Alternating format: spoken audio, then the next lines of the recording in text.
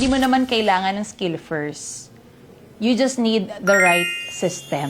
What advice can you give sa mga taong walang sales at people skills pero gustong mag-succeed sa network marketing? Okay, marami nagsasabi na, kailangan ko bang maging magaling magsalita para mag-succeed dito? Kailangan ko bang maging salesperson? Actually, success here in this type of industry, hindi mo naman kailangan ng skill first.